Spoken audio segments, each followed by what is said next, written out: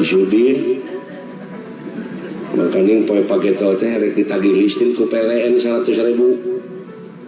Duh, kulantaran dina agama nu bodoh teh atuh make ilmu dan percaya wungkul Allah teh maha beunghar maha murah maha asih. Nyuratan teh maka Allah kahatur Allah subhanahu wa ta'ala manawi nuju salse. Ya Allah, abdi peryogi artos 100.000, abdi percaya salina teh maha beunghar, maha welas, maha asih. Kintun abdi 100.000 keur bayar listrik. Teken Udin Wanarja. Bikeun isuk-isuk teh ka pagawe desa. Aiku pagawe desa dibaca, alah bos Isudin gelo. Ieu aya nyuratan ka Allah segala. Alungkeun surat teh da disagana tinu ge. Aya polisi ke ngontrol duaan. Oh, da perjalanan goreng kene ka itu mah. Babincak. Sakit.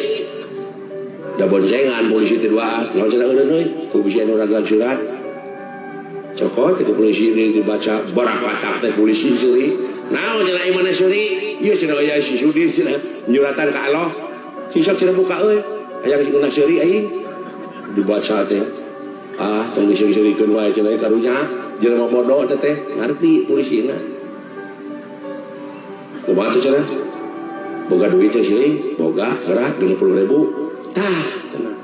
Urang suratan deui bejakeun ti Allah. Asukeun 20 teh adeurkeun cenah yo karunya. Ayo ini. Oh, tepi tok assalamualaikum.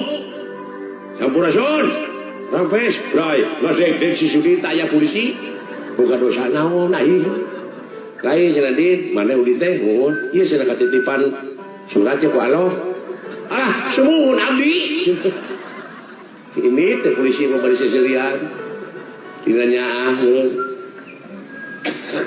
dibaca teh, barang dibuka amplop empat duit. Aduh, ya Allah, nuhun, ya Allah. Abdi beki percaya salira teh geuning maha beunghar, maha welas, maha asih, maha uninga. Abdi gaduh keur bayar listrik. Itu ngaduitna dengan 60.000, sedangkan butuh teh 100. Nyuratan deui ka Allah.